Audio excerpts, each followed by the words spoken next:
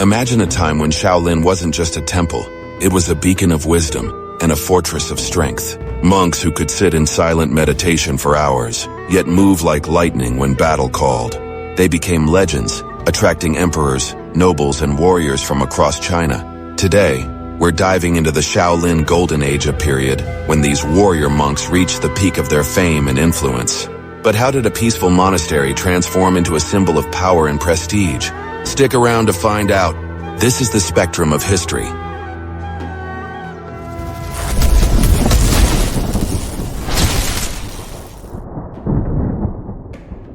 During the Tang Dynasty, 618–907 AD, Shaolin became the epicenter of Chan Buddhism, known in the West as Zen. This wasn't just about religion. It was a way of life that blended deep meditation with intense discipline. Emperors and nobles often visited the temple, not only for spiritual guidance but also for philosophical discussions. One of the most notable figures was Empress Zetian, who frequently sought counsel from the monks. Her patronage elevated Shaolin's status, turning it into a cultural and spiritual icon. As Chan Buddhism spread throughout China, Shaolin became synonymous with the pursuit of both inner peace and physical perfection. This period also saw the temple amass a vast collection of Buddhist texts and scriptures, becoming a major hub for scholarly work. Monks not only trained their bodies but also honed their minds, making Shaolin a unique blend of academia and physical mastery. Visitors from distant provinces came not just to learn martial arts, but to study philosophy and ethics under the guidance of these enlightened warrior monks. What truly set Shaolin apart was its unique blend of spirituality and combat mastery. The monks didn't see martial arts as mere self-defense. They saw it as a moving meditation, a way to unify body and mind. Their fluid, precise movements weren't just beautiful, they were deadly effective. As their reputation grew, they were called upon to defend villages and even assist in military missions. This dual identity as spiritual leaders and fierce warriors made Shaolin monks legendary. There are even tales of monks leading small detachments of fighters to repel bandit raids, using their superior training and strategy. Over time, Shaolin martial arts evolved into a sophisticated system that combined hand-to-hand combat with the use of traditional weapons such as staffs, swords, and spears. These techniques were later immortalized in Chinese folklore and operas, turning the warrior monks into cultural icons. Over the centuries, Shaolin attracted more than just commoners seeking enlightenment. During the Ming Dynasty, 1368–1644 AD, 8 royal princes abandoned their privileged lives to join the monastery.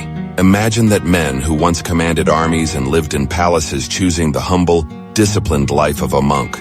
Their presence not only brought prestige, but also resources that helped expand the temple's teachings and preserve its legacy. These former princes didn't merely adopt the monastic lifestyle, they contributed to the development of Shaolin's martial techniques and infrastructure.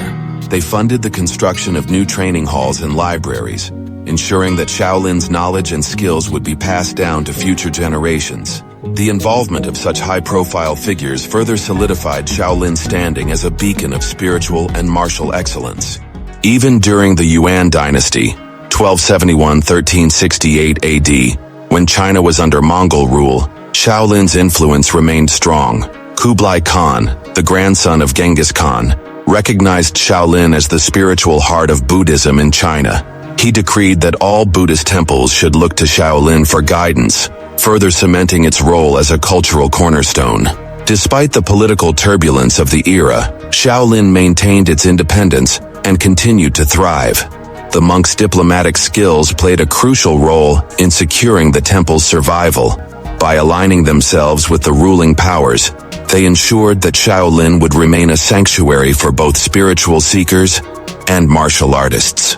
The martial arts developed at Shaolin became one of its greatest legacies. Techniques like Iron Fist and Dragon Style were perfected through rigorous training. But there was a catch.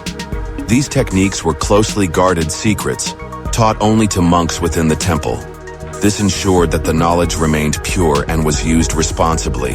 Training at Shaolin was no ordinary affair. Novices underwent years of grueling physical conditioning and mental discipline before they were even allowed to learn advanced techniques. The philosophy behind this rigorous training was simple.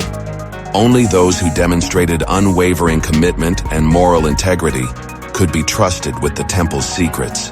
This approach not only preserved the integrity of Shaolin's martial arts, but also instilled a deep sense of responsibility in its practitioners.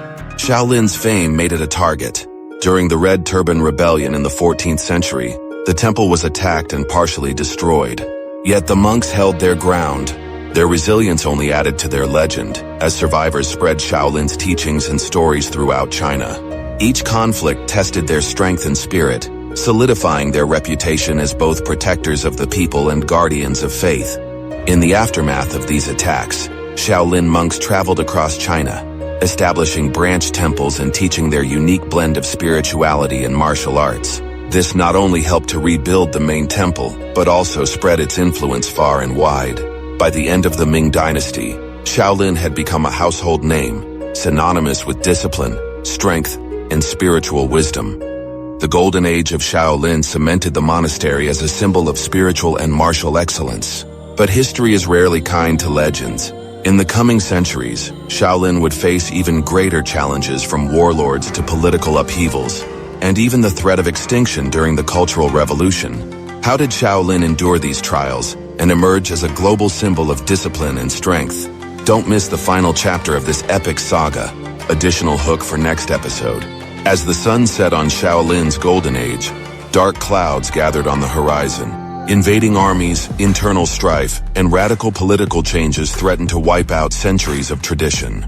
Yet the monks of Shaolin would not yield. Join us in the next episode, where we'll uncover how Shaolin faced near destruction and rose from the ashes, stronger and more influential than ever before.